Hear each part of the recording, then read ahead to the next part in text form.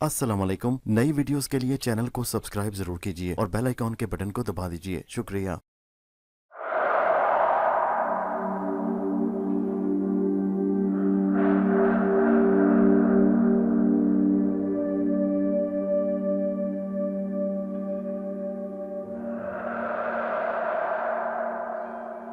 अस्सलाम वालेकुम दोस्तों, हैदर वॉइस चैनल में आप सबको खुश आमदीद। दोस्तों, आज पेश खिदमत है कहानी अंबर नाग मारिया सीरीज़ की पहली एपिसोड का दूसरा हिस्सा।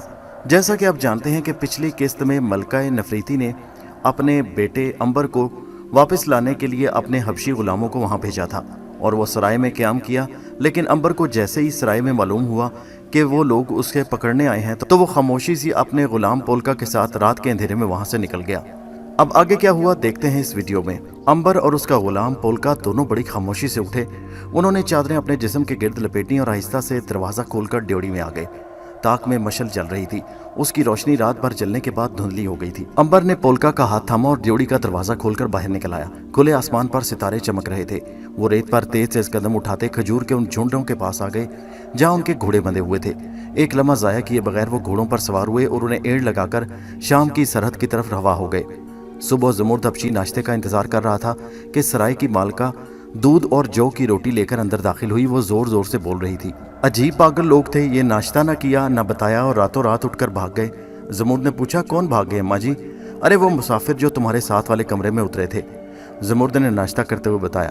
कौन थे वो लोग? सराय की मालका बोली। एक गुलाम था और दूसरा नौजवान लड़का था, नीली नीली आंखों वाला। उसने मुझे सोने के सिक्के भी दिए। किसी अमीर घराने का मालूम होता था। ज़मुर्द हबशी के हाथ से रोटी का टुकड़ा गिर पड़ा।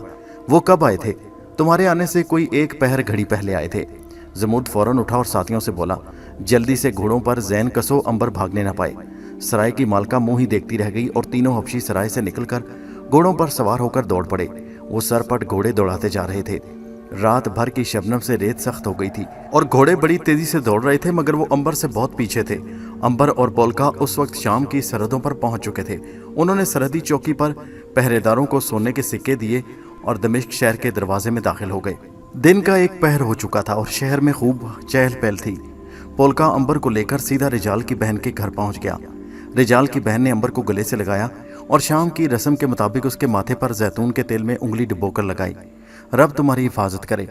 उधर ज़मुर्द हबशी भी अपने साथियों के हमरा दमिश्क में दाखिल हो चुका था। ज़मुर्द हबशी ने दमिश्क में अंबर की तलाश शुरू कर दी। उसने एक एक सराय छान मारी, मगर अंबर का कोई सुराग ना मिला। 15 दिनों की अनथक तलाश के बाद जब वो नाकाम हो गया तो अपने साथियों के हमरा वापस मिस्र को रवाना हुआ। उसने मलका मिस्र को जाकर बताया कि अंबर का मुल्क शाम में कोई पता नहीं चल सका। मलका ज़मुर्द पर बहुत बरसी, मगर तीर कमान से निकल चुका था। अब वो कर क्या सकती थी? मजबूरन सब्र करके बैठ गई। अंबर ने खुफिया तौर पर अपने बाप को पैगाम भिजवाया कि रास्ते में मलका के गुलाम उसको गिरफ्तार करने के लिए उसका पीछा कर रहे थे। उसकी क्या वजह है? रिजाल का माथा ठनका तो गोया मलका को मालूम हो गया कि अंबर मुल्क शाम की तरफ रवाना हुआ है। उसने अंबर को कहलवा भेजा कि वो शाम में ही रहे और अभी कुछ अरसा वतन का रुख न करे, क्योंकि मलका मिस्र उसको कैद करने की फिक्र में है। उसकी वजह यह है कि सिपा सालार का मलका पर बहुत असर है और वो चाहता है कि अंबर को गिरफ्तार करके हलाक करा दे। ये बात अगरचे गलत थी, मगर अंबर की बेहतरी इसी में थी। उसे जब ये पैगाम मिला तो वो बड़ा परेशान हुआ। पोलका ने कहा, मेरे आका, अब वतन हरगिज़ नरगिज़ न जाइएगा, नहीं तो जालिम सिपा सालार आपको मरवा देगा। अंबर खामोश रहा। उसने शाम में एक हकीम के यहाँ मुलाजमत कर ली और उसे जड़ी बूटियों और बीमारों की दवाओं का काम सीखने लगा। पोलका को जैतून के बाग में फलों की रखवाली का काम मिल गया।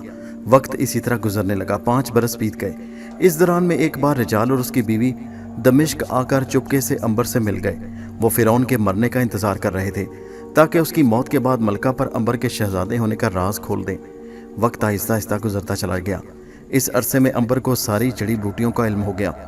अब वो अपने उस्ताद से खोपड़ी खोलकर दिमाग का ऑपरेशन करने का फन सीखने लगा। जैसा कि आपको मालूम होना चाहिए, कदीम मिस्र के डॉक्टर बड़े लायक थे।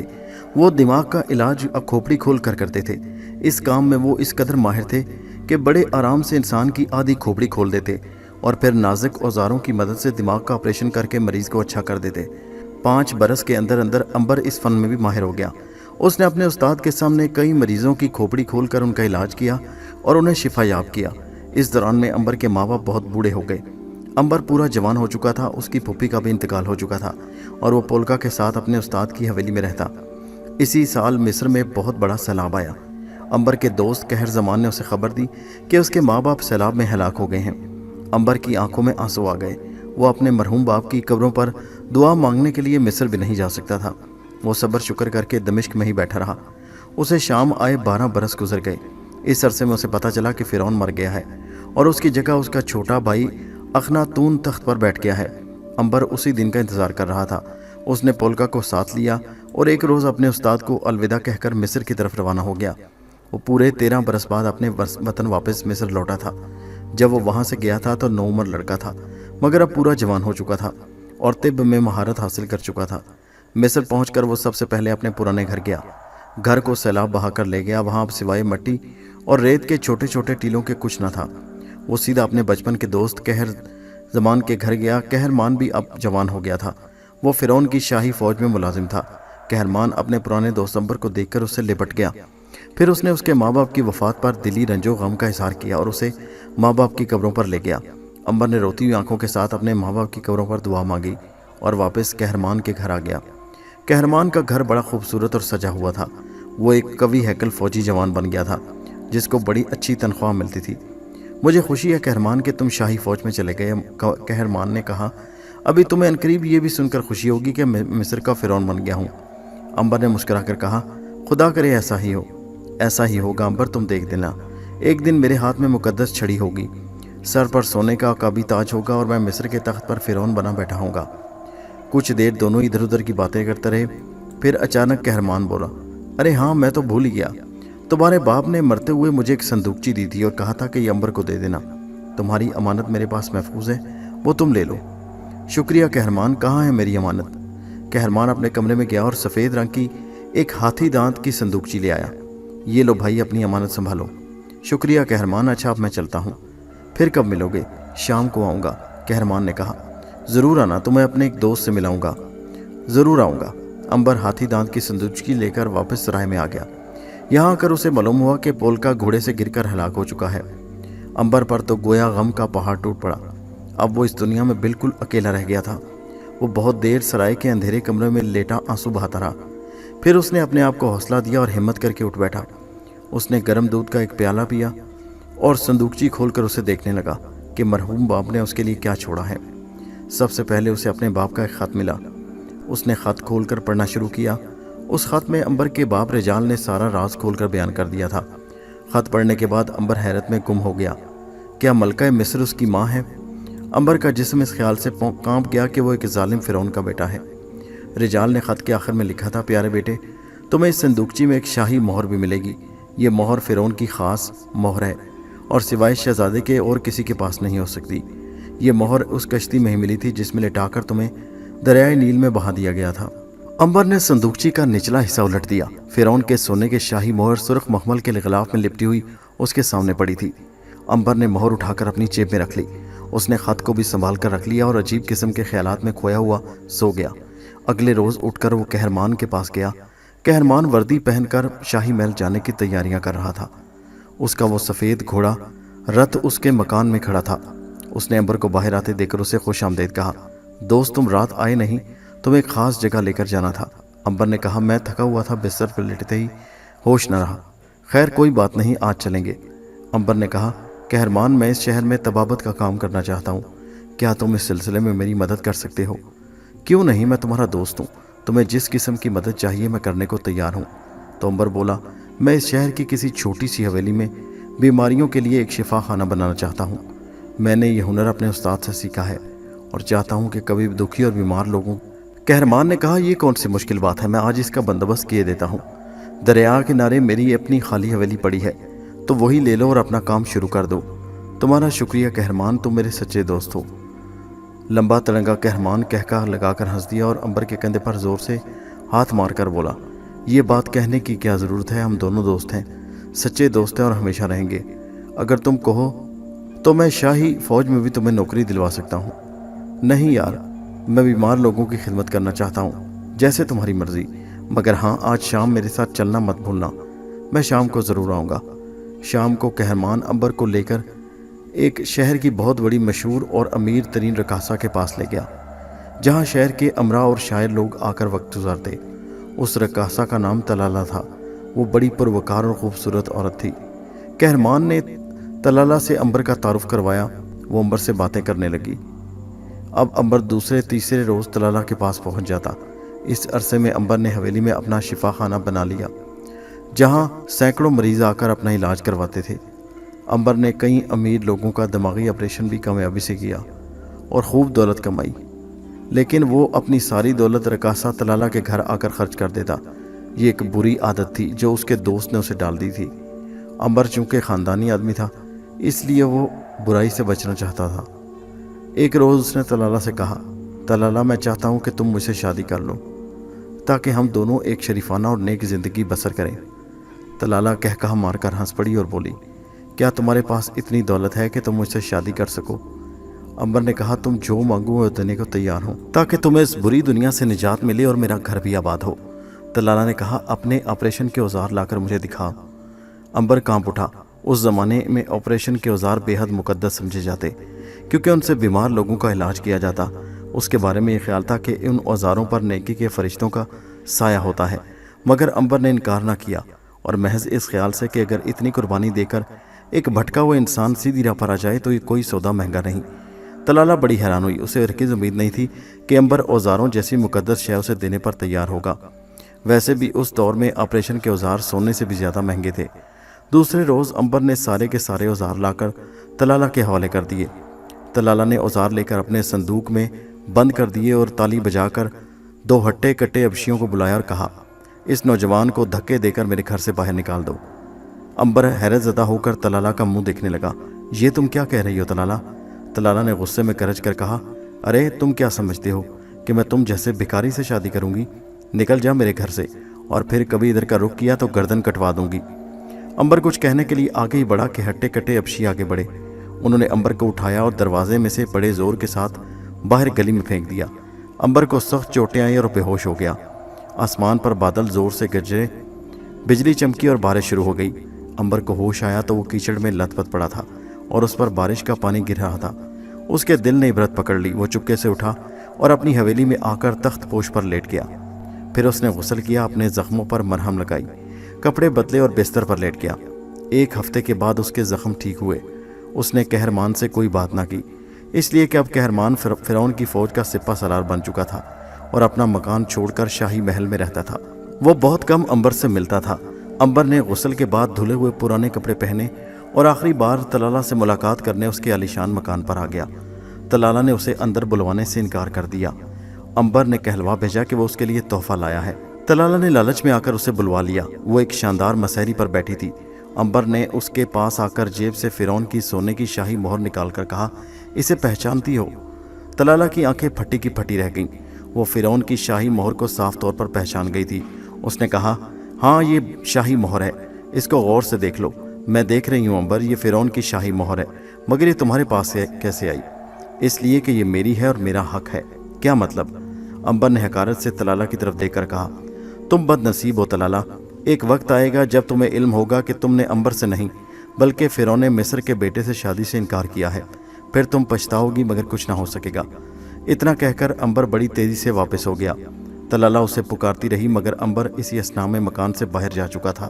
فرعون اخناتون تخت پر بیٹھا تھا۔ اس کی عمر 22-23 برس تھی۔ اخناتون کا بڑا بھائی آتون فرعون بڑا ظالم اور جابر بادشاہ تھا۔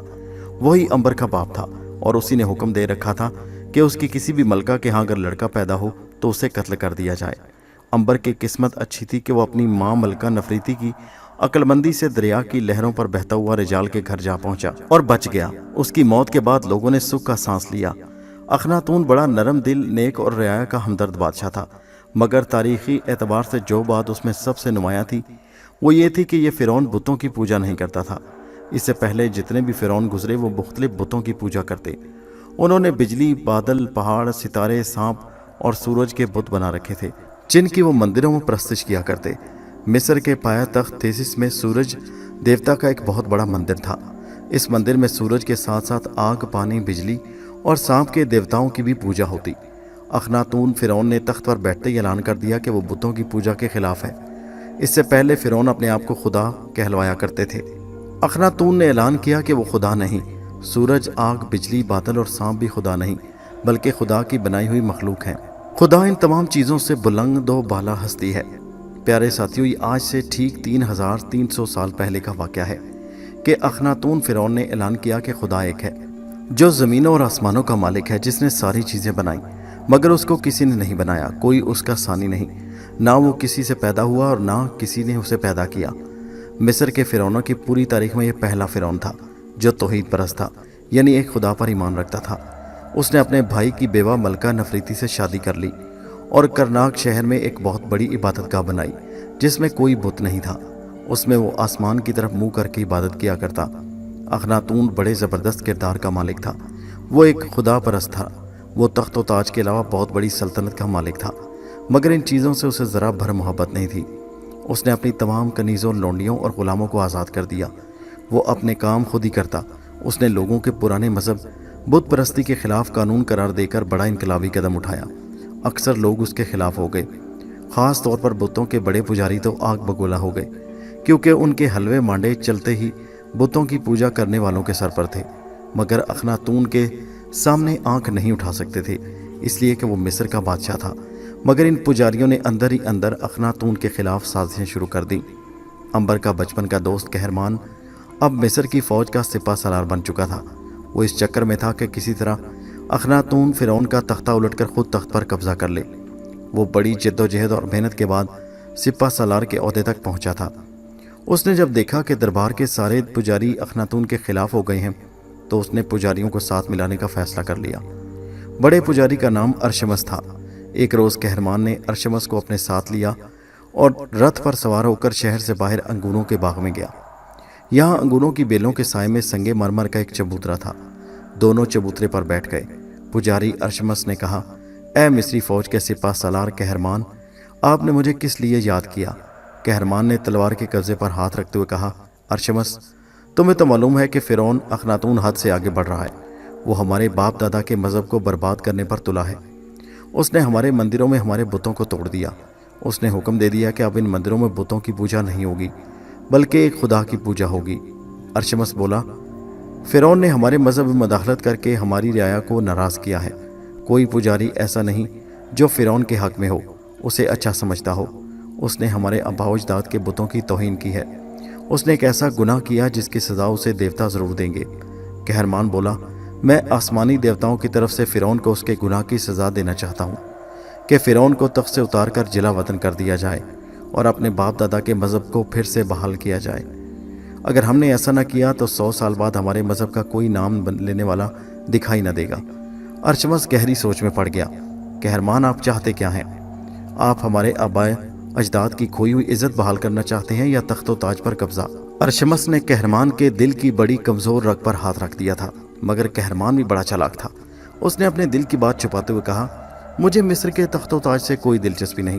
میں صرف یہ چاہتا ہوں کہ باپ دادا کے مذہب کا کھویا ہوا وقار پھر سے بلند ہو جائے، مندروں میں پھر سے ہمارے بتوں کی پوجا ہو، گھروں میں پھر ہمارے بتوں کی حمد و ثنا کے ترانے گونجے، اور یہ اس وقت تک ممکن نہیں جب تک فرعون مصر کے تخت سے نہیں اتر جاتا۔ میرا مقصد صرف فرعون کو تخت سے اتارنا ہے۔ میری طرف سے کوئی فرعون آ جائے مگر وہ ہمارے مذہب میں دخل نہ دے۔ ارشمس اندر ہی اندر سمجھ گیا کہ کہرمان کو اپنے باپ دادا کے مذہب سے کوئی دلچسپی نہیں۔ اسے اگر کوئی غرض یا لالچ ہے تو صرف مصر کے تخت و تاج حاصل کرنے کا لالچ ہے۔ چنانچہ وہ اس مقصد کو حاصل کرنے کے لیے فرعون کی مخالفت کو اپنی غرض کے لیے استعمال کرنا چاہتا ہے۔ لیکن اس نے بھی اپنے دل کی بات چھپائے رکھی۔ وہ بھی یہی چاہتا تھا کہ مندروں میں پھر سے بتوں کی پوجا شروع ہو جائے اور اس کا حلوہ مانڈا چلتا رہے، فرعون چاہے کوئی بھی آ جائے۔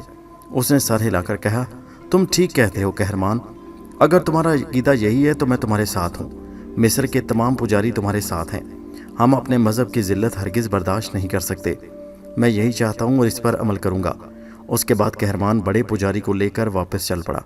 محل میں فرعون اخناتون کے خلاف اندر ہی اندر گہری سازش پکنے لگی۔ بڑے پجاری ارشمس اور سپہ سالار کہرمان نے تمام بڑے بڑے درباریوں کو فرعون کے خلاف سازش میں اپنے ساتھ ملا لیا۔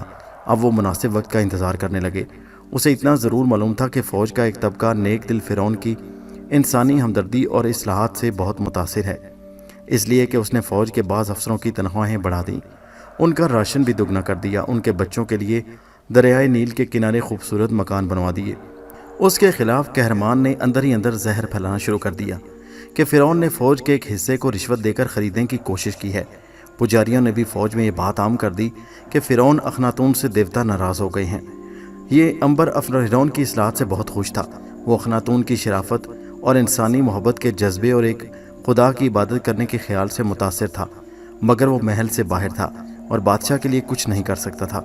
اسے معلوم ہو گیا کہ قہرمان بادشاہ کے خلاف پجاریوں اور درباریوں کو اپنے ساتھ ملا کر سازش کر رہا ہے اور بادشاہ کی مدد کرنا چاہتا تھا اور مناسب موقع کی انتظار میں تھا۔ فرعون اخناتون کی یہ عادت تھی کہ وہ آدھی رات کو اٹھ کر غسل کرتا، پاک صاف ہو کر نیا لباس پہنتا اور اکیلا ہی محل سے نکل کر دریا کنارے ریت کے ٹیلوں کے پاس جا کر زمین پر قالین بچھا کر خدا کی عبادت کرتا۔ قہرمان بادشاہ کی اس عادت سے باخبر تھا۔ اس نے بادشاہ کو ہلاک کرنے کا منصوبہ بنا لیا۔ اسے اپنے ایک خاص رازدار فوجی کو قہرمان نے تیر کمان دے کر ریت کے ٹیلے کے پیچھے بٹھا دیا کہ جو ہی بادشاہ خدا کی عبادت کرنے بیٹھے وہ تیر کمان سے اسے ہلاک کر دے۔ امبر کو معلوم تھا کہ قہرمان فرعون کے خلاف بغاوت کرنے کی تیاریاں کر رہا ہے اور وہ نیک دل فرعون کو ہلاک کر کے خود مصر کے تخت پر قبضہ کرنے کا خواب دیکھ رہا ہے۔ ایک روز وہ قہرمان کے دل کا راز معلوم کرنے اس کے گھر گیا۔ قہرمان امبر کو دیکھ کر بہت خوش ہوا۔ اس نے امبر کو بھنا ہوا گوشت کھلایا اور ادھر ادھر کی باتیں کرنے لگا۔ امبر نے جان بوجھ کر چہرہ اداس بنا لیا۔ قہرمان نے پوچھا، کیا بات ہے امبر؟ آج تم کچھ اداس دکھ رہے ہو۔ امبر نے جھوٹ موٹ آہ بھری اور کہا، قہرمان تمہیں کیا بتاؤں، جب سے فرعون اخناتون تخت پر بیٹھا ہے میں پریشان ہوں۔ جس وقت میں یہ سوچتا ہوں کہ ہمارے باپ دادا کا پرانا مذہب نیست و نابود ہو جائے گا تو میرا دل غم کی گہرائیوں میں ڈوب جاتا ہے۔ اخناتون کو یہ حق ہرگز نہیں کہ وہ ہمارے آباء و اجداد کے مذہب کو تباہ کرے اور ہمارے دیوتاؤں کی مورتیوں کو توڑ کر انہیں مندروں سے نکال دے۔ قہرمان بڑا خوش ہوا کہ امبر بھی اس کا ہم خیال ہے اور فرعون کے خلاف تھا۔ اس نے امبر کے کندھے پر ہاتھ رکھا۔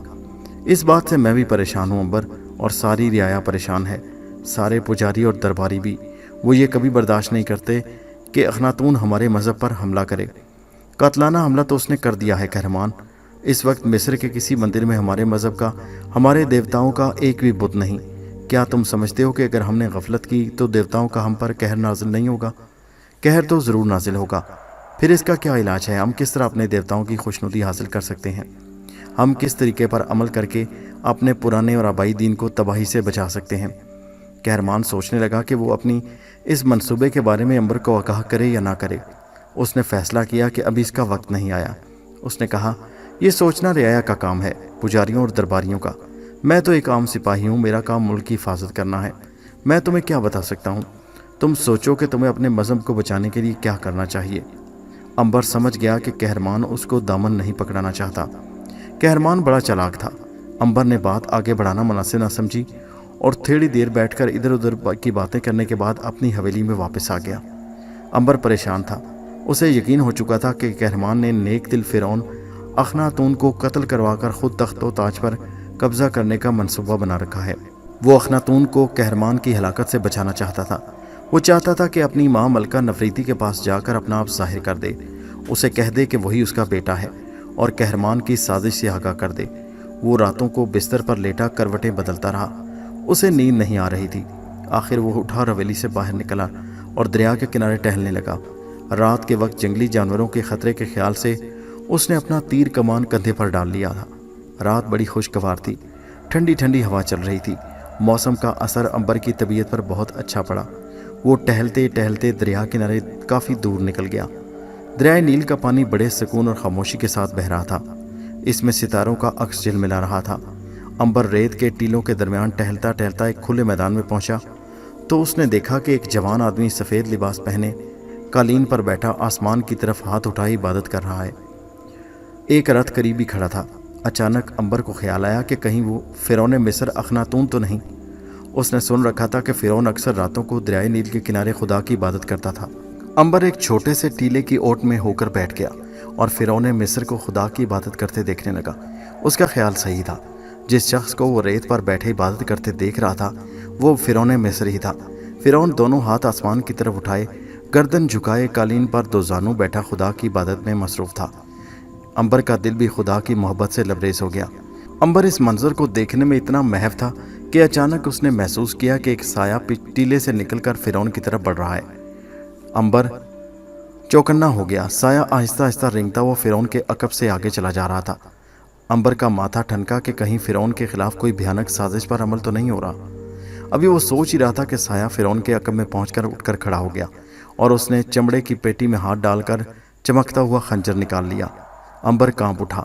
उसने फौरन तीर कमान में जोड़कर कातिल का निशाना बांधा। जब कातिल ने फिरौन के कत्ल करने के लिए खंजर वाला हाथ ऊपर उठाया ही था तो इधर से अंबर ने कमान खींचकर तीर छोड़ दिया। तीर सीधा कातिल की पीठ में जा लगा और आर पार हो गया। कातिल मुंह के बल रेत पर गिरकर तड़पने लगा।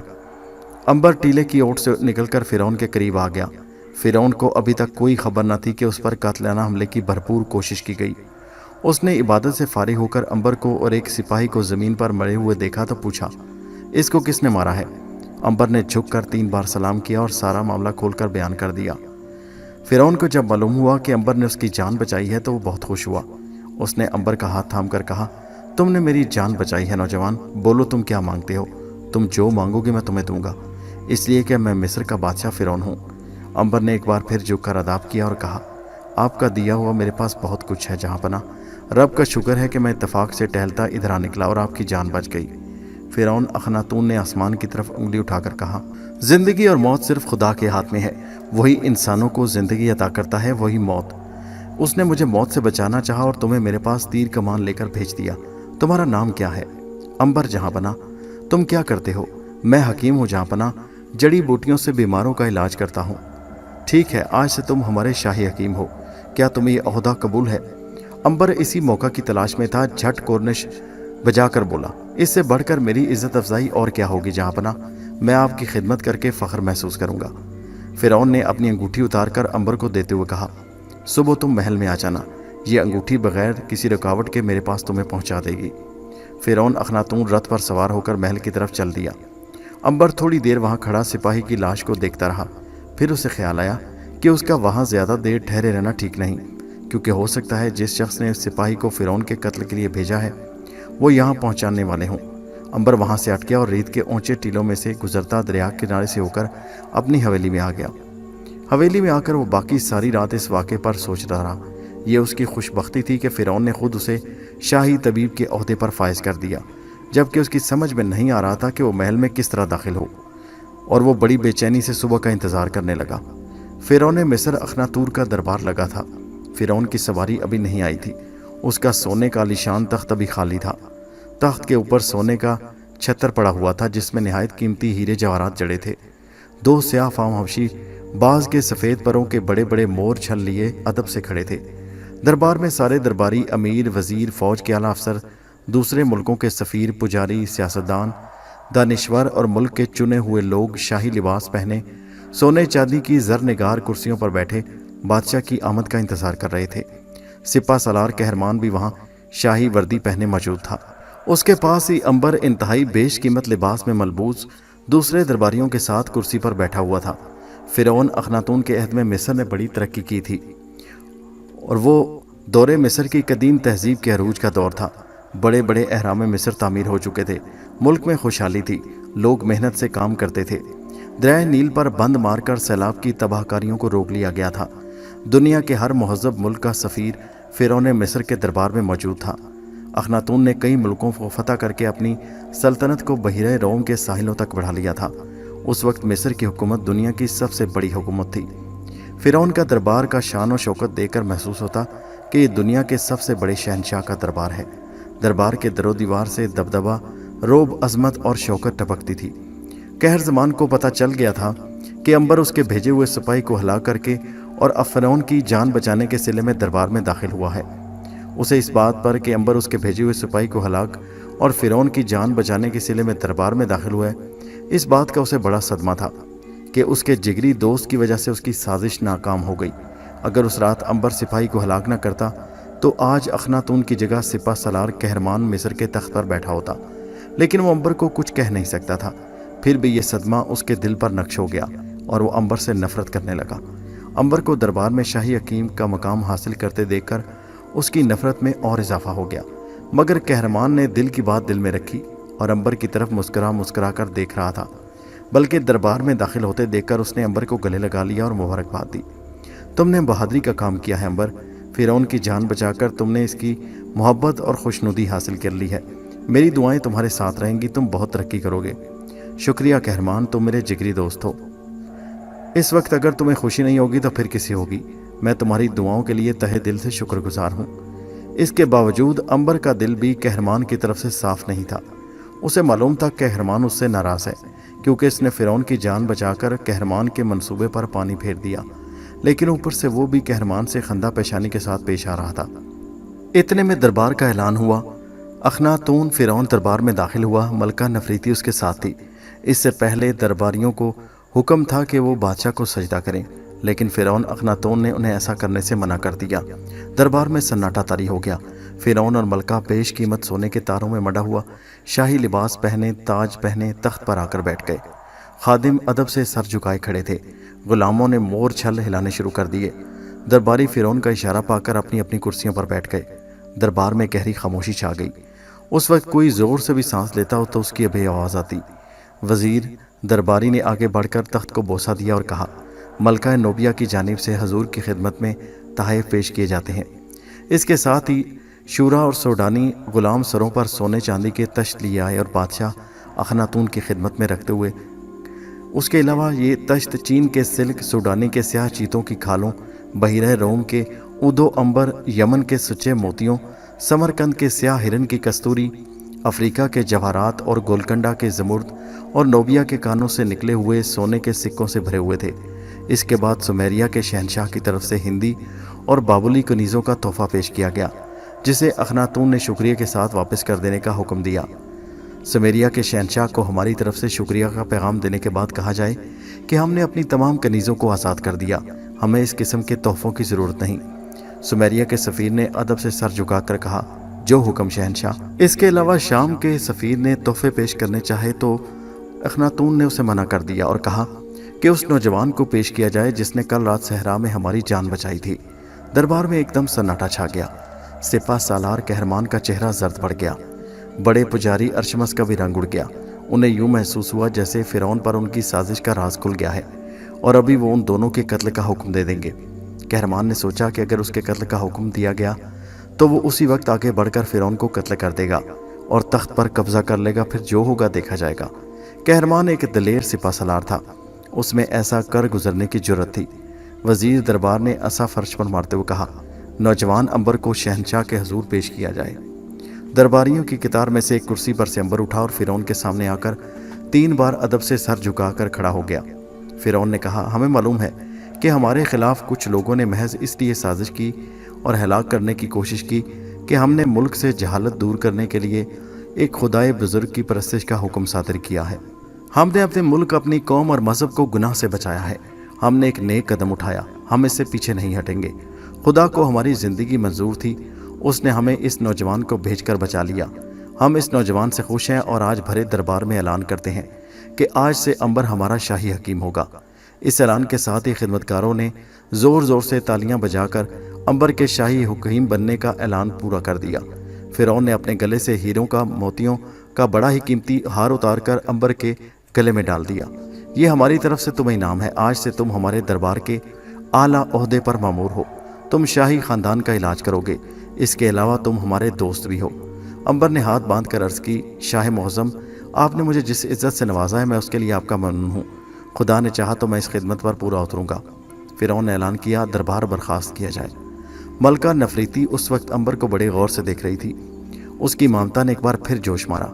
उसे यूं लग रहा था जैसे यही वो नौजवान है जो उसका बेटा है। दरबार बर्खास्त हो गया। फ़िरौन मलका को साथ लेकर अपने शाही ऐवान की तरफ चल दिया। दरबारियों ने आगे बढ़कर अंबर को मुबारकबाद दी। बड़े पुजारी ने हसद की नज़र से अंबर को देखा। कहरमान ने मुनाफकत से काम लेते हुए अंबर को गले से लगा लिया और कहा, मुबारक हो अंबर, रब की कसम आज का दिन मेरी ज़िंदगी का हसीन तरीन दिन है। तुम इसी लायक थे कि तुम्हें शाही हकीम का ओहदा मिले। आज तुम्हारे एजाज़ में एक ज़बरदस्त दावत होगी। ये शानदार दावत कहर ज़मान के अपने आलिशान मकान में दी गई। इसमें दरबारियों के अलावा शहर के तमाम मोअज़्ज़ज़ तरीन लोग भी शरीक थे। हर तरफ खाने पीने के तश्त लगे थे। मेहमान कह कह लगाते, बातें करते खा रहे थे। इस दावत में तलाला भी मौजूद थी। अंबर ने उसकी तरफ देखा तो वो मुस्कुरा कर आगे बढ़ी और उसने अंबर को मुबारकबाद दी। मुबारक हो अंबर, तुम्हें उम्मीद है तुम हम लोगों को दरबार में ज़रूर याद रखोगे और हमारा ख्याल रखोगे। अंबर ने कोई जवाब न दिया और आगे निकल गया और दरबारियों के साथ बातें करने लगा। तलाला ने कहर ज़मान को हाथ के इशारे से एक तरफ बुलाया। क्या बात है तलाला? अंबर तुमसे नाराज़ क्यों है? मैं एक अरसे बाद तुमसे मिल रहा हूँ, क्या कोई झगड़ा हो गया था? तलाला ने कहा, उधर अंजीर के दरख्तों में आ जाओ, मैं तुमसे एक राज की बात कहना चाहती हूँ। कहरमान तलाला के साथ एक तरफ हो लिया जहाँ अंजीर दरख्तों का झुंड था और संगे मरमर के चबूतरे पर बैठ गया। कहो, वो कौन सी राज की बात है जो तुम मुझसे कहना चाहती हो? तलाला ने इधर उधर गौर से देखा और कहा, सुनो कहरमान, जिस नौजवान अंबर को तुम अपना दोस्त समझते हो वो किसका बेटा है जानते हो? कहरमान ने बड़े सुकून से कहा, रिजाल माहिर तामीरात का बेटा है। अरे गलत, वो रिजाल का बेटा नहीं। कहरजमान ने मजाक से कहका लगाकर कहा, तो क्या वो तुम्हारा बेटा है? तलाला बोली, मजाक का वक्त नहीं कहरमान, मेरी बात गौर से सुनो। अंबर मिस्र का शहजादा है, उसके पास शाही खानदान की मोहर है। कहरमान चौंक पड़ा। क्या कहा? अंबर मिस्र का शहजादा है? हाँ, उसके पास फिरौन की शाही मोहर है। तुम्हें कैसे मालूम हुआ? वो मोहर अंबर ने खुद मुझे दिखाई थी। उसके बाद तलाला ने कहरमान को सारी कहानी सुना डाली कि किस तरह अंबर ने उससे शादी की ख्वाहिश की। तलाला ने उससे जराही के आलात हथियाकर अपने गुलामों से कहकर उसे मकान से बाहर फेंकवा दिया और फिर किस तरह अंबर ने उसे शाही मोहर दिखाकर कहा कि तलाला, तुमने जिस नौजवान के साथ शादी से इनकार किया है वो मिस्र का शहजादा है और तुम एक दिन पछताओगी। कहरमान सोचने लगा, फिर हाथ हिलाकर बोला, नहीं, ये कैसे हो सकता है? मैं बचपन से अंबर को जानता हूँ, वो रिजाल के घर में पैदा हुआ। हम दोनों छोटे छोटे थे जब दरिया किनारे खेला करते थे। फिर वो भला मिस्र का शहजादा क्यों कर हो सकता है? उसने मोहर कहीं से चुराई होगी। बहरहाल जो भी है, फिरौन की शाही मोहर उसके पास मौजूद है। तुम्हें उससे होशियार रहने की ज़रूरत है कहरमान। कहरमान ने हस्बे आदत एक ज़ोरदार कहका लगाया और कहा, तलाला, कहरमान एक दलेर सिपाही है, वो किसी से खौफ नहीं खाता, वहाँ लोगों को उससे ज़रूर डरना चाहिए। वो दावत में आ गए। कहरमान अंबर के साथ बातें करने लगा, फिर वो उसे एक तरफ ले गया। उसके दिल में तलाला की बात ने उलझन सी पैदा कर दी थी। ये ठीक है कि वो किसी से खौफ नहीं खाता था, मगर अंबर के पास फिरौन की शाही मोहर का होना खतरे से खाली नहीं था, और अगर किसी तरह ये मोहर कहरमान के पास आ जाए तो वो इससे बड़ा फ़ायदा उठा सकता था। उसने अंबर से कहा, अंबर, तुम मेरे बचपन के दोस्त हो, अगर मैं तुमसे कोई बात पूछूं तो क्या सच सच बताओगे? ज़रूर बताऊंगा सच सच। तुम मुझसे क्या पूछना चाहते हो? क्या तुम्हारे कब्ज़े में फिरौन की शाही मोहर है, और अगर है तो तुमने वो कहाँ से हासिल की? शाही मोहर का हाल अंबर किसी हालत में भी कहरमान को नहीं बताना चाहता था। उसने उसके सवाल में फ़ौरन कहा, तुम्हें किसी ने गलत कहा है दोस्त, मेरे पास भला शाही मोहर कहाँ से आ सकती है? मुझे तलाला ने कहा है। तो अंबर कहका लगाकर हंस पड़ा। अच्छा, अब मैं समझा, मैंने तलाला को एक झूठी मोहर दिखाई थी। उसने मेरे साथ शादी से इनकार जो किया था, मैंने उसको जलाने के लिए कहा था कि मेरे पास शाही मोहर है और ये कि मैं मिस्र का शहजादा हूँ। कमाल है कहरमान, तुमने यकीन भी कर लिया। आखिर मैं तुम्हारे साथ पला हूँ, क्या तुम्हें यकीन आ सकता है कि मैं मिस्र का शहजादा हूँ? यही तो मैं भी हैरान था कि अंबर भी मेरी आंखों के सामने पल बढ़कर जवान हुआ, फिर भला वो मिस्र का शहजादा कैसे हो सकता है? अंबर ने रब का शुक्र अदा किया कि कहरमान के दिल में तलाला ने अपनी मक्कारी से जो बात डाली थी वो उसने बड़ी होशियारी और हिकमत से निकाल दी। लेकिन ये उसका वहम था, इसलिए कि कहरमान के दिल में अंबर के बारे में शक ज़रूर पैदा हो गया था। आखिर उसके पास शाही मोहर कहाँ से आ गई? कहरमान ने इस बारे में पूरी तहकीक करने का फ़ैसला कर लिया। रात गए, दावत ख़त्म हो गई। अंबर अपनी हवेली में आकर लेट गया। वो बड़ा थका हुआ था, उसे जल्द नींद आ गई। दूसरे ही रोज़ वो शाही लिबास पहनकर शाही रथ में सवार होकर फिरौन के दरबार में पहुंच गया। उसे तमाम दरबारियों ने पहले रोज़ दरबार में आने पर मुबारकबाद दी। अंबर की निगाहें कहरमान को तलाश कर रही थी, मगर वो उसे कहीं भी दिखाई नहीं दे रहा था। अंबर के करीब से एक बड़ा पुजारी शाही असा हाथ में लिए मुँह ही मुँह में कोई मंत्र पढ़ता हुआ गुजरा। अंबर ने उस कहरमान के बारे में पूछा, मुकद्दस पुरोहित, क्या आपको मालूम है कि कहरमान कहाँ है? बड़े पुजारी ने रुककर अंबर की तरफ निगाहें उठाई और बड़ी रौनक से कहा, हमें सिपा सलार से क्या काम, हमें क्या मालूम कि वो कहाँ गया है। इतना कहकर पुजारी आगे बढ़ गया। अंबर सोचता रहा कि इस बड़े पुजारी की रौनक और तकब्बुर की वजह क्या हो सकती है। कहीं ऐसा तो नहीं कि वो अंबर से नफरत करता हो, इसलिए कि कहरमान ने उसे अपने साथ मिला लिया हो। उसे यूं महसूस हुआ कि जैसे फिरौन को कत्ल करने में इस साजिश में इस पुजारी का भी हाथ है। एक स्याह चश्म कनीज अंबर को अपने पीछे आने का इशारा करके आगे निकल गई। पहले तो अंबर ठिठका, इस ख्याल से कि दरबारी उसे एक कनीज के पीछे जाते क्या ख्याल करेंगे, मगर कनीज ने सतूनों के पीछे खड़े होकर दोबारा इशारा किया तो वो रुक न सका। आगे बढ़कर उसने कनीज के पीछे पीछे चलना शुरू कर दिया। कनीज उसे लेकर शाही महल के पिछले हिस्से की तरफ आई। यहाँ एक बाग था जिसमें दुनिया भर के दरख्त और फूलदार पौधे लगे थे। संगे मरमर के फवारे जगह जगह चल रहे थे। एक आलीशान बारादरी के अंदर संगे मरमर के चबूतरे पर फिरौन का बुत लगा था। दाहिनी जानिब शाही महल के जनाना हिस्से का पिछवाड़ा था। इस महल में मलका अपने बेशुमार कनीज़ों, खादमाओं और माराओं के साथ रहती थी। दरवाज़ों पर स्याह फाम हबशी गुलामों के पहरे लगे थे। ये हबशी पहरेदार नंगी तलवारें लिए चाको चौबंद खड़े पहरा दे रहे थे। अंबल एक पल के लिए रुक गया। कनीज़ ने अंबर को रुकते देखा तो करीब आकर कहा, मेरे आका बेफिक्र होकर आगे बढ़िए, मलका अला आपकी राह देख रही हैं। अंबर का दिल धड़कने लगा तो गोया वो 15 बरस के बाद अपनी हकीकी माँ से मिलने जा रहा था। उसका दिल माँ की मोहब्बत से भर गया। उसने कोई जवाब न दिया और चुपचाप कनीज़ के पीछे चलता महल में दाखिल हो गया। हबशी गुलामों ने कनीज़ के साथ अंबर को देखकर सर झुकाए और परे हटकर खड़े हो गए, जैसे अंबर को मलका के महल में दाखिल होने के लिए रास्ता दे रहे हों। अंबर महल की चौड़ी चौड़ी खूबसूरत सीढ़ियां चढ़ता हुआ ऊपर की मंजिल में आ गया। यहाँ संगे मरमर के सतूनों के दरमियान एक गुलाम गर्दिश मगरबी दालान की तरफ निकल गई थी। उस दालान के आखिर में मलका का शाही कमरा था। उस कमरे के बाहर ख्वाजा सरा पहरा दे रहे थे। अंबर को कनीज़ के साथ आते देखकर उन्होंने दरवाज़ा खोल दिया। अंदर एक आलीशान तख्त पर मलका मिस्र बैठी थी। वो उधेड़ उम्र हो रही थी। चेहरे पर बुढ़ापे के आसार नुमायां होना शुरू हो गए थे। मलका ने अंबर को गौर से देखा और हाथ के इशारे से बैठ जाने का हुक्म दिया। मलका नफरीती ने इशारे से कनीज़ों को बाहर जाने को कहा।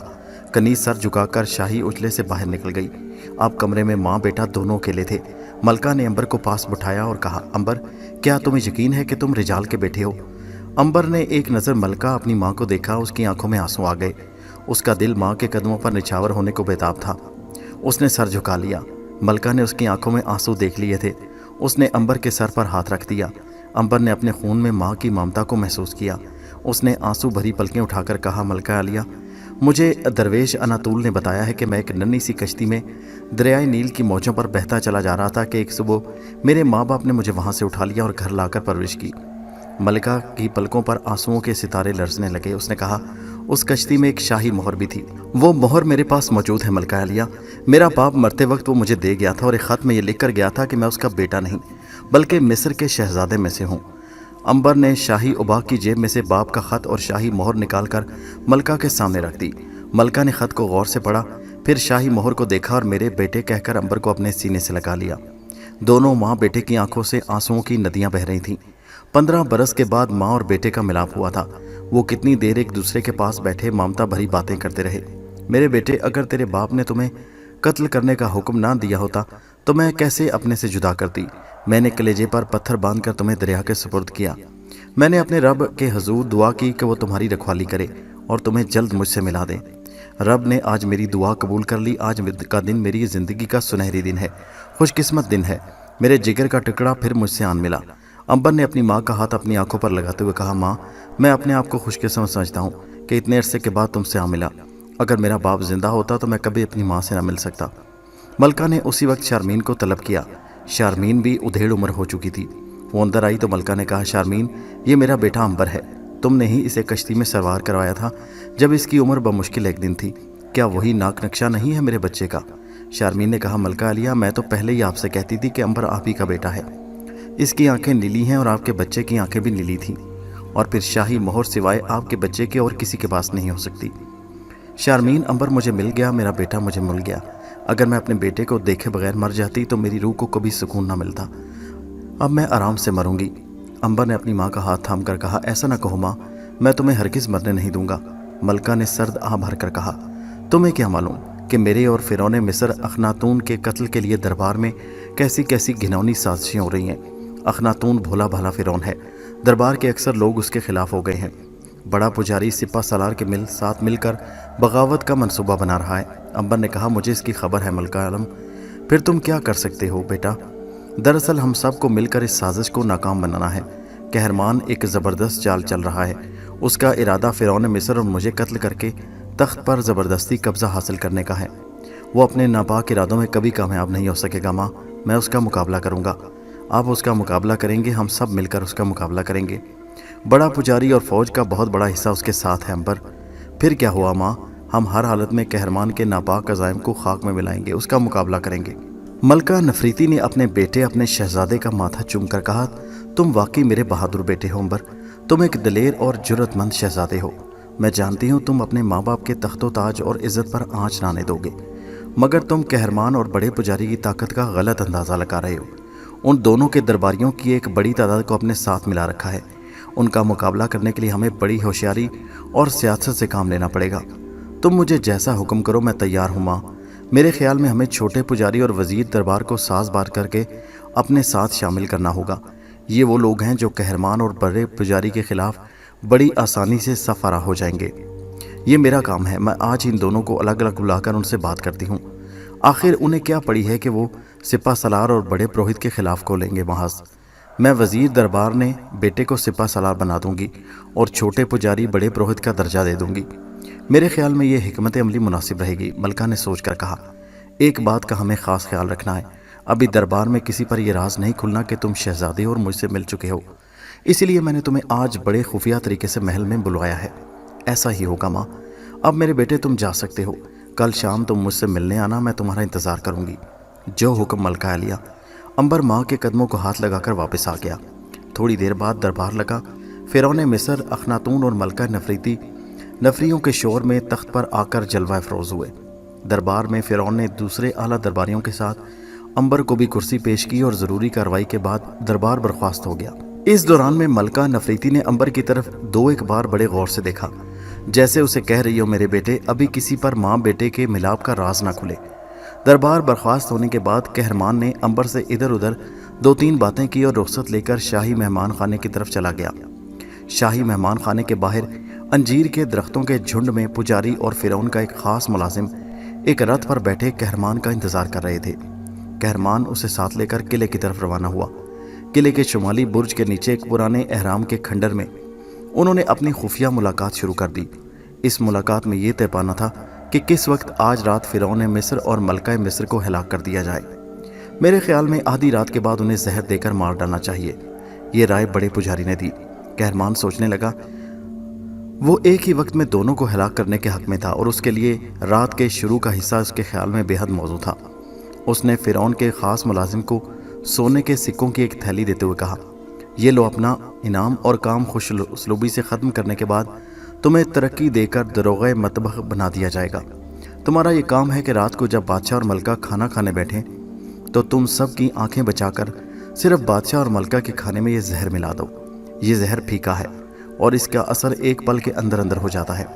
اگر تم نے یہ کام کامیابی سے کر دیا تو تمہیں اور انعام دیا جائے گا۔ فرعون کے ملازم خاص نے زہر کے چمڑے کی بوتل قہرمان سے لے کر اپنی جیب میں رکھتے ہوئے کہا، رب زیوس کی قسم، آج کی رات فرعون اور ملکہ کی آخری رات ہوگی، کل وہ اس دنیا میں نہیں ہوں گے۔ شاباش۔ اس کے بعد بڑے پجاری اور قہرمان نے آپس میں کچھ دیر صلاح مشورہ کیا اور پھر واپس روانہ ہو گئے۔ قہرمان نے ایک بڑا زبردست منصوبہ بنایا تھا۔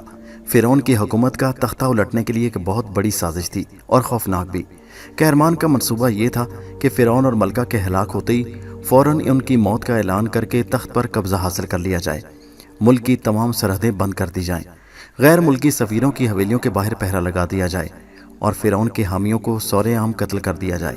یہ ایک گھناؤنی سازش تھی جس سے بے خبر فرعون بڑے سکون سے محل کی عبادت گاہ میں رب عظیم کی عبادت کر رہا تھا۔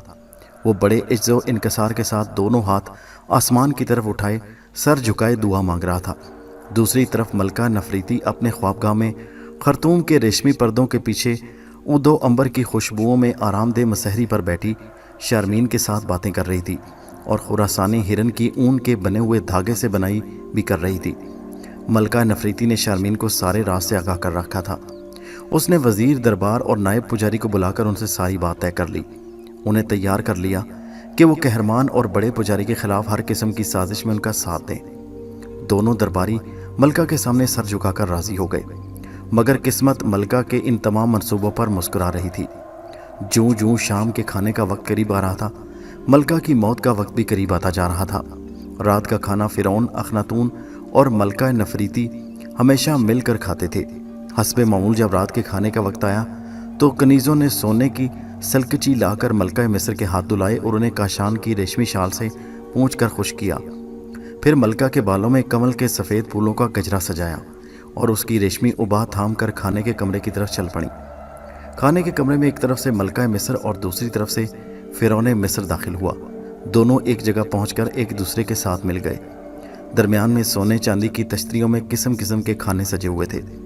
ایسے کھانے کبھی کسی بادشاہ کی میز پر بھی بہت کم دکھائی دیتے ہوں گے۔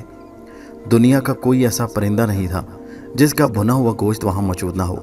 कोई मिठाई और फल ऐसा नहीं था जो वहाँ मौजूद ना हो, बल्कि मिस्र और फ़िरौन अखनातून साथ साथ खाने की मेज़ पर बैठ गए। नौकरों ने खाना डालना शुरू किया। फ़िरौन का मुलाजिम ख़ास अपनी मकार आंखों से इधर उधर देखते हुए मुनासिब वक्त का इंतज़ार कर रहा था।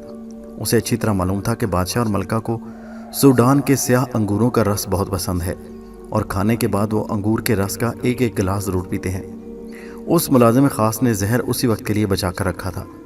खाने की महफिल कोई 2 घंटे तक जारी रही। फ़िरौन और मलका खाना भी खाते रहे और बातें भी करते रहे। इसी असना में कहरमान फ़ौज के दस्तों में अपने ख़ास फ़ौजी अफसरों को ज़रूरी हिदायत दे चुका था। बड़े पुजारी ने भी दरबार के मखसूस तबके को अपने साथ कर लिया। कहरमान बादशाह के महल की बारादरी में बड़े पुजारी के साथ छुप कर बैठा फ़िरौन और मलका के हलाक होने का इंतज़ार कर रहा था। खाने के बाद जब अंगूर का रस पीने का वक्त आया तो बादशाह ने मुलाजिम ख़ास की तरफ इशारा किया। मुलाजिम ख़ास ने अदब से सर झुकाया और पर्दे के पीछे जाकर जेब से जहर की बोतल निकाली और दोनों गिलासों में जहर का एक एक कतरा उंडेल दिया। ये जहर बेहद कातिल जहर था और इसका एक कतरा 50 आदमियों को हलाक कर सकता था। अंगूर के रस में जहर मिलाकर मुलाजिम ख़ास सोने के तश्त में दोनों गिलास जाकर बाहर आ गया।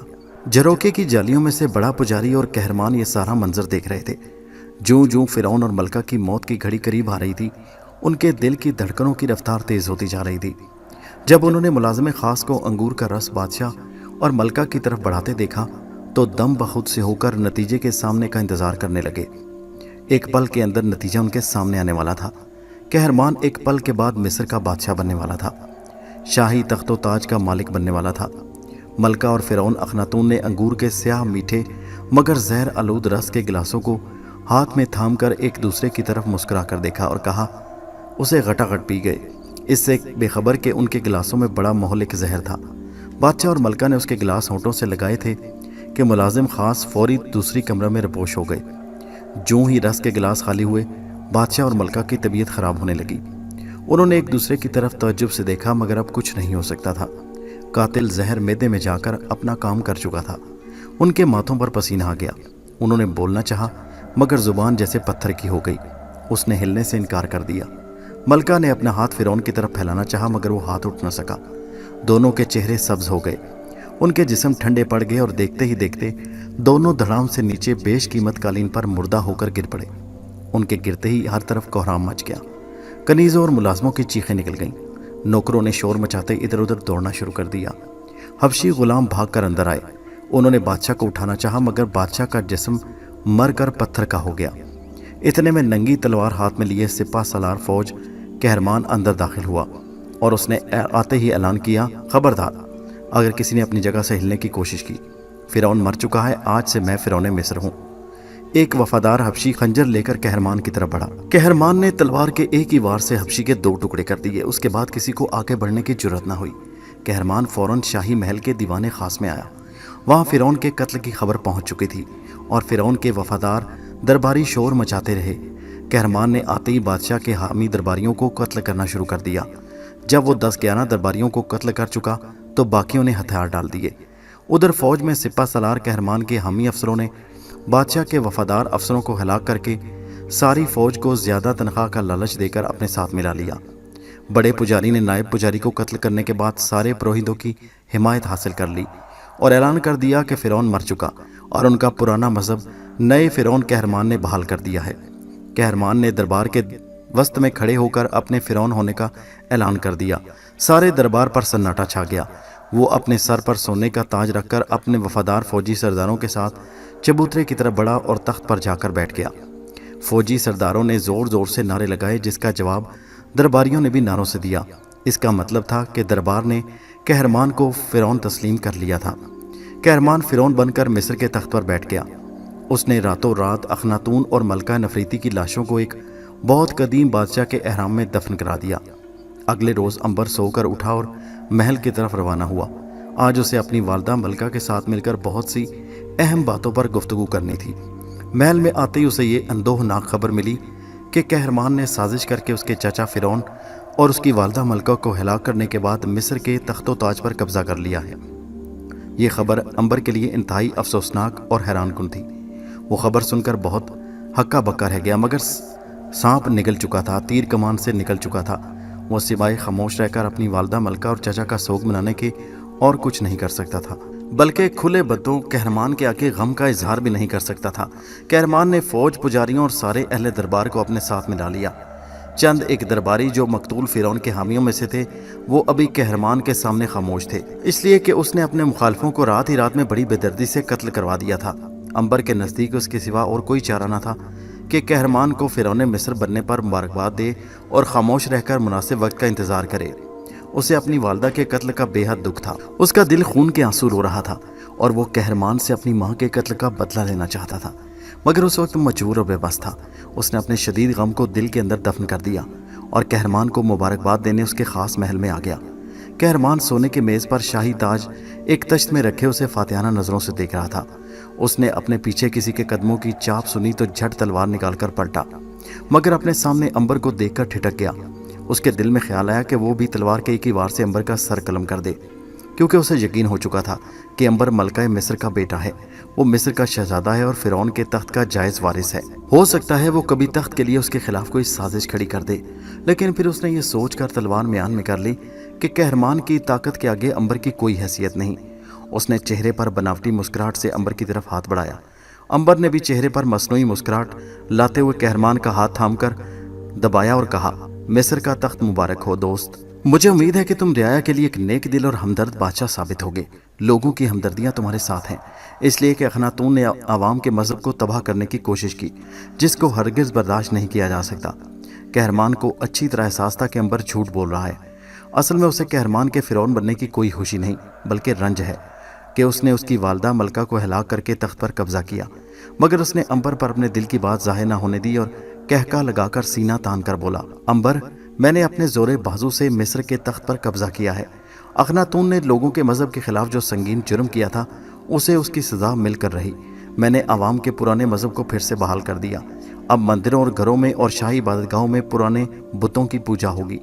लोग मुझसे खुश हैं और मैं बहुत जल्द अपनी ताजपोशी का जश्न करूंगा। अंबर के दिल को जैसे किसी ने अपनी मुट्ठी में ले लिया। जश्न ताजपोशी का सुनकर उसे सदमा हुआ, इसलिए कि ये ताज और तख्त उसका हक था। जिस ताज को कहरमान ने अपने सर पर रखा था, वो ताज अंबर की मलकियत था, मगर तकदीर ने अंबर के खिलाफ और कहरमान के हक में फैसला दे दिया था। मगर अंबर को यकीन था कि एक न एक रोज़ हक और इंसाफ का फैसला ज़रूर होगा, क्योंकि रब के यहाँ ज़रूर देर हो जाती है मगर अंधेर नहीं। उसने खुशी के अंदाज में कहा, मैं बड़ी बेताबी से जश्न ताजपोशी के दिन का इंतज़ार करूंगा कहरमान। तो मेरे पुराने दोस्तों, जितनी खुशी मुझे होगी भला और किसको होगी। क्यों नहीं, मैं तुम्हें बेशुमार खुशियों के मौके दूंगा। मैं इतनी फतवाहत हासिल कर लूँगा कि तुम्हें मेरे लिए कदम कदम पर खुशी मनानी होगी, और मेरे लिए तुम्हें खुशी मनाते देखकर मुझे सबसे ज़्यादा खुशी होगी।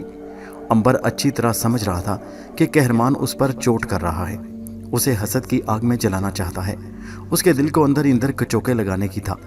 कहरमान ने अंबर के कंधे पर हाथ रखते हुए कहा, दोस्त, तुम्हें फिक्र करने की ज़रूरत नहीं, दरबार में तुम्हारा ओहदा बरकरार रहेगा। शुक्रिया कहरमान, मुझे तुमसे इंसाफ की उम्मीद थी। अचानक कहरमान ने तेज़ लहजे में कहा, ये इंसाफ नहीं अंबर, बल्कि मेरी दोस्त नवाजी है। इंसाफ का तकाजा कुछ और था। अगर मैं तुम्हारे बारे में इंसाफ का तकाजा पूरा करता तो शायद तुम्हें खुशी ना होती, मगर मैंने दोस्ती से काम लिया है और तुम्हारे ओहदे को बरकरार रखा है। अंबर ने बड़ी मौका शनासी से काम लेते हुए कहा, मैं हजूर का इसलिए भी दिल से शुक्रगुजार हूँ। इतने में बड़ा पुजारी और वज़ीर दरबार के अंदर दाखिल हुए। वज़ीर दरबार ने आते ही कहा, मुझे तन्हाई में कुछ आपसे बात करनी है इज़्ज़त बना। कहरमान ने अंबर की तरफ देखा और कहा, अब तुम जा सकते हो। अंबर ने झुककर सलाम किया और शाही ऐवान से बाहर निकल आया। बाहर निकलकर वो सीधा दरबार खास की तरफ आ गया। उसने हर किसी से बातों ही बातों में बड़े तरीके से मालूम करने की सर तोड़ कोशिश की कि नए फ़िरौन ने अपने पुराने फ़िरौन अखनातून और उसकी मलका नफरीती की लाशों को कहाँ दफन किया, मगर कोई शख्स उसे कुछ ना बता सका। असल में किसी को इल्म न था कि अखनातून और उसकी मलका को हलाक करने के बाद कहाँ दफन किया गया। अंबर शाही महल से घोड़े पर सवार होकर बाहर निकला और बज़ाहिर अपने घर की तरफ रवाना हुआ, मगर हकीकत में वो दरवेश अनातोल के पास जाना चाहता था। इस ख्याल से कि फ़िरौन का सुराग रसां उसका पीछा न कर रहा हो, उसने अपनी हवेली को जाने वाला रास्ता इख्तियार किया। एक जगह खजूरों के झुंड के पास रुककर उसने पीछे मुड़कर देखा। जब उसे इत्मीनान हो गया कि उसका पीछा कोई नहीं कर रहा, तो उसने घोड़ा दरवेश अनातोल के झोंपड़े की तरफ डाल दिया। दरियाए नील के किनारे किनारे सरपट घोड़ा दौड़ाते वो बहुत जल्द दरवेश अनातोल की झोंपड़ी तक पहुंच गया। उस वक्त दरवेश अपनी झोंपड़ी से बाहर अनार के दरख्तों की छाँव में बोरिए पर बैठा इबादत कर रहा था। अंबर घोड़ा एक तरफ खड़ा करके रेत पर बैठ गया और अनातुल की इबादत के ख़त्म होने का इंतज़ार करने लगा। अनातुल ने इबादत से फारिग होने के बाद अंबर को देखा और उठकर गले लगाया। अंबर कुछ कहने ही वाला था कि दरवेश ने उसकी बात काट कर कहा, उन दोनों की लाशों को किसी खुफिया जगह दफन कर दिया है। खुदा जाने उसने उन्हें दफन किया है या दरिया में बहा दिया। दरवेश ने सर हिलाकर कहा, बादशाह और मलका की रूहें कहरमान से इस जुल्म का बदला ज़रूर लेंगी। अंबर कहने लगा, उनके बदला लेने से पहले मैं कहरमान से इंतकाम लेना चाहता हूँ। अभी मेरे पर कटे हैं, अभी मैं मजबूर हूँ, अभी मैं अकेला और बेयारो मददगार हूँ, मगर बहुत जल्द खुदा की मेहरबानी से मेरे साथ पूरी फ़ौज और दरबार होगा और मैं कहरमान की गर्दन उड़ाकर उससे अपना जायज़ हक मिस्र का ताजो तख्त छीन लूँगा। रब अजीम ने चाहा तो ऐसा ही होगा। अंबर, फिलहाल तुम्हें सब्र और हिकमत से काम लेना होगा और ठीक वक्त का इंतजार करना होगा। अंबर ने सर झुका लिया और पलकों पर आंसू भरकर बोला, ए बुजुर्ग हस्ती, मुझे ये बताइए कि मेरी वालदा मलका की कब्र कहाँ है। दरवेश अनातुल ने यह सवाल सुनकर आंखें बंद कर लीं और रेत पर दोजानू होकर मराकबे में बैठ गया। काफ़ी देर के बाद उसने आंखें खोली और कहा, अंबर, तुम्हारी वालदा मलका और चचा की कब्रें तुम्हारे परदादा के परदादा फिरौन के एहराम के खंडर में देख रहा हूँ। तुम वहाँ जाकर उनकी कब्रों पर दुआ पढ़ सकते हो। ये खंडर शहर के शुमाल मशरिक में है। शुक्रिया दरवेश, मैं अभी दुआ पढ़ने जाता हूँ। दरवेश अनातुल से इजाज़त लेकर अंबर घोड़े पर सवार हुआ और कदीम एहराम के खंडरों की तरफ रवाना हो गया। शाम होने से पहले वो वहाँ पहुँच गया। एहराम के ये खंडर वीरान और उजाड़ पड़े थे। घोड़े को बाहर बांधकर वो एहराम के अंदर दाखिल हो गया। यहाँ चारों तरफ ठंड और मरतूब अंधेरा छाया था। उसने मशल जलाकर हाथों में थाम ली। अचानक एक तरफ से एक जानवर उड़कर उसके पास सर पर फड़फड़ाता हुआ निकल गया और उसके साथ ही उसे एक आवाज़ आई, ऐ शहजादे, क्या तू अपनी वालदा मलका की कब्र की तलाश में आया है? अंबर को यूं लगा जैसे ये उसके परदादा की रूह की आवाज़ हो। उसने कहा, हाँ ए मुकद्दस आवाज़, रब अजीम तुझे अपनी रहमत से नवाजे, मेरी रहनुमाई कर और बता कि मेरी वालदा की कब्र कहाँ है। आवाज़ फिर आई, इसके लिए तुझे मेरी शर्त मानना होगी। अगर तूने मेरी शर्त मान ली तो मैं तुझे तेरी वालदा और मलका की कब्र तक पहुंचा दूंगा, लेकिन अगर तुमने मेरी शर्त ना मानी तो तुम सारी ज़िंदगी इन गारों में भटकते रहोगे और तुम्हें अपनी माँ की कब्र का पता ना चल सकेगा। अंबर ने जल्दी से कहा, मुझे अपनी शर्त बताओ, मैं तस्लीम करूँगा। आवाज़ ने कहा, तुम्हें सिर्फ इतना करना होगा कि दोनों हाथ उठाकर कहना होगा, ए रब्बे ज़ीवस, मुझे हमेशा की ज़िंदगी अता कर, मुझ पर मौत हराम कर दे। अंबर हिचकिचाया, अरे ये कैसे हो सकता है? आवाज़ ने गुस्से में कहा, तो फिर इन गारों में सारी उम्र भटकता फिर मैं जा रहा हूँ। नहीं नहीं, ऐसा ना करना, मैं तैयार हूँ। और अंबर ने दोनों हाथ उठाकर कहा, ए रब्बे ज़ीउस, मुझे हमेशा की ज़िंदगी अता कर, मुझ पर मौत हराम कर दे। फिज़ा में एक शैतानी कहका बुलंद हुआ और गार की दीवारें गूंज उठीं। नीचे देखो, तुम्हारी वालदा की कब्र तुम्हारे सामने है। अंबर ने झुक कर देखा, एक गड्ढे में 2 कब्रें बनी हुई थीं। एक कब्र पर उसकी वालदा का नाम और दूसरी पर उसके चचा फिरौन अखनातून का नाम कंदा था। उसने हाथ उठाकर दोनों कब्रों पर दुआ मांगी और गार से बाहर निकलने से पहले आवाज़ को मुखातिब करके बोला, ए आवाज़, मुझे ये बता कि तुमने मुझे हमेशा की ज़िंदगी क्यों दिलवाई है? एक बार फिर शैतानी कहका गूंजा और जवाब मिला, इसलिए कि मैं हमेशा के जहन्नमी अजाब से छुटकारा पा सकूं। सुनो, अब तुम्हें रात के पिछले पहर दरिया पर पहुंचना होगा। वहाँ एक जहाज़ तुम्हारे इंतज़ार में खड़ा होगा। ये हमेशा की ज़िंदगी का जहाज़ होगा। तुम इस पर सवार हो जाओ। अगर तुमने अपनी शर्त और कसम के मुताबिक ऐसा ना किया तो तुम्हारी वालदा की रूह क़यामत तक सख्त अजाब में मुब्तला कर दी जाएगी। अंबर ने फ़ौरन कहा, मैं ज़रूर पहुँच जाऊँगा। रब अज़ीम मेरी वालदा मलका की रूह को अजाब से महफूज रखे। रब अज़ीम के नाम पर एक बार फिर इंसानी वही शैतानी कहका गूंजा, जैसे कोई पहाड़ की चोटी से पत्थरों के साथ नीचे लुढ़क रहा हो। उसके बाद आवाज़ गायब हो गई। अंबर गार से बाहर निकला। उसकी मशल बुझकर अंदर ही कहीं गिरी चुकी थी। घोड़े पर सवार होकर वो सीधा हवेली में आया। वो बड़ा हैरान था कि ये कैसे हो सकता है कि वो हमेशा जिंदा रहे और उसे कभी भी मौत ना आए। इस चीज़ को आजमाने के लिए उसने खंजर लेकर अपने बाजू पर एक खराश डाली। वो ये देखकर हैरान रह गया कि बाजू की खाल कट गई, लेकिन खून का एक कतरा भी बाहर न निकला। उसके साथ ही जख्म अपने आप मिल गया। वो भी गौर ही कर रहा था कि उसे बाहर घोड़ों के रुकने और हवेली के अंदर कदमों की आवाज़ सुनाई दी। दरवाज़ा एकदम खुला और 2 सिपाही तलवारें सोते उसकी तरफ बढ़े। हम फिरौने मिस्र के नाम पर तुझे गिरफ्तार करने आए हैं। हमें हुक्म मिला है कि तुम्हें गिरफ्तार करके जिंदा ज़मीन में दफन कर दें। अंबर पहले तो हैरत ज़दा होकर रह गया, फिर उसे ख्याल आया कि वो मर तो सकता नहीं, क्यों ना मुकाबला करे। इस ख्याल के साथ ही उसने भी तलवार निकाली। दोनों सिपाही उस पर तलवारें लेकर टूट पड़े। बड़ा ज़बरदस्त मुकाबला शुरू हो गया। अंबर अगर तलवार बाजी में माहिर था तो वो भी सिपाही कम नहीं थे। 1 का 2 से मुकाबला था। कभी अंबर का पल्ला भारी होता और कभी सिपाही उसे धकेलते हुए दीवार तक ले जाते। आखिर एक कामयाब राउंड खेलकर अंबर ने एक जोरदार वार करके एक सिपाही की गर्दन उड़ा दी। दूसरा सिपाही अपने साथी की मौत से गजबनाक हो गया। उसने तलवार का एक भरपूर वार अंबर की गर्दन पर किया। तलवार सीधी अंबर की गर्दन से टकराई, मगर गर्दन कटने के बजाय तलवार झंझनाकर उचट गई, जैसे किसी लोहे की ढाल से टकराई हो। छन की आवाज़ पैदा हुई और गर्दन का कुछ ना बिगड़ा। सिपाही की आंखें फटी की फटी रह गईं। उसने ऐसा भरपूर वार किया था कि अगर पत्थर पर भी करता तो उसके भी टुकड़े उड़ जाते, मगर अंबर की गर्दन पर हल्की खराश तक न आई। वो घबरा गया। अंबर ने उसकी घबराहट से फ़ायदा उठाते तलवार उसके दिल में उतार दी। एक चीख के साथ वो मुर्दा होकर सिपाही गिर पड़ा। अंबर ने तलवार नयाम में डाली, अपनी हवेली को एक नज़र देखा और घोड़े पर सवार होकर दरिया की तरफ उठ दौड़ा। उसे डर था कि कहीं फ़िरौन की फ़ौज उसकी तलाश में ना आ रही हो। अगरचे वो हमेशा के लिए जिंदा कर दिया गया था, मगर फिर भी उसे डर था कि कहीं ज़मीन के अंदर दफन होने से उसका सांस न रुक जाए और दम घुटने से न मर जाए। उसे क्या खबर थी कि वो ज़मीन में दफन होने के बाद भी हज़ारों साल तक बग़ैर सांस लिए और कुछ खाए पिए बगैर ज़िंदा रह सकता था। रात आधी से ज़्यादा ढल चुकी थी। वो दरियाए नील के किनारे पहुंचा तो दरिया किनारे एक छोटा सा बादबानी जहाज़ लंगर अंदाज था। जहाज़ पर रोशनी हो रही थी और मल्लाहों के गीत गाने की आवाज़ें सुनाई दे रही थी। वो भी सोच ही रहा था कि किसको आवाज़ दे के जहाज़ से एक छोटी सी कश्ती उतरकर उसके पास आई और एक उधेड़ उम्र जहाज़ी ने कहा, तशरीफ़ लाइए, हम आपका ही इंतज़ार कर रहे थे। अंबर चुपचाप कश्ती में सवार हो गया। कश्ती उसे लेकर बादबानी जहाज़ के साथ लग गई। एक सीढ़ी के साथ उसके ज़रिए अंबर जहाज़ के ऊपर आ गया। वहाँ जहाज़ी गीत गाते हुए अपने काम में लगे थे। अंबर को सवार होता देखकर जहाज़ कप्तान ने जहाज़ का लंगर उठवा दिया और जहाज़ ने पिछले पहर की हवा में दरिया में सफ़र शुरू कर दिया। रात भर और अगले दिन सफ़र करने के बाद जहाज़ खुले समंदर में दाखिल हो गया। इस दौरान में जहाज़ पर किसी ने भी अंबर से कोई बात ना की। सारे जहाज़ी अपना अपना काम कर रहे थे। अंबर जिस किसी से बात करने की कोशिश करता वो उसकी तरफ देखकर खामोशी से मुस्कुराता और बगैर जवाब दिए अपने काम में मसरूफ़ हो जाता। रात हो गई। उस रात समंदर में तूफ़ान आ गया। सुबह तूफ़ान थम गया। बादलों में से सूरज निकला तो अंबर अपनी लकड़ी के कैबिन से निकलकर अर्शे पर आया तो वो ये देखकर हैरान रह गया कि वहाँ एक भी जहाज़ी नहीं था। वो भागकर कप्तान के कमरे में गया, वहाँ भी कोई नहीं था। वो नीचे आया। जहाज़ के चप्पू खुद ब खुद चल रहे थे। मल्लाहों के गीत गाने की आवाज़ें सुनाई दे रही थी, मगर एक भी मल्लाह दिखाई नहीं दे रहा था। वो सारे जहाज़ में घूम गया। सारे का सारा जहाज़ खाली पड़ा था। फिर मल्लाहों के गीत की आवाज़ें बंद हो गईं। चप्पू अपने आप चलते रहे। जहाज़ किसी नामालूम मंजिल की तरफ समंदर की लहरों पर बहता रहा। अंबर इस खाली और वीरान जहाज़ पर शायद हमेशा हमेशा के लिए तन्हा रह गया था। क्या वो मौत से जिंदगी की तरफ जा रहा था? खाली जहाज़ अंबर को लेकर कहाँ पहुंचा?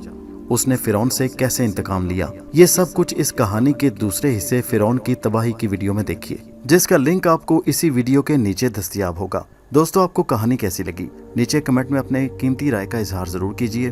हैदर वाइस चैनल को सब्सक्राइब ज़रूर कीजिए और साथ ही घंटी के बटन को दबाकर ऑल नोटिफिकेशन पर क्लिक कर दीजिए। और इस कहानी को अपने दोस्तों के साथ व्हाट्सएप और फेसबुक पर शेयर ज़रूर कीजिए। शुक्रिया।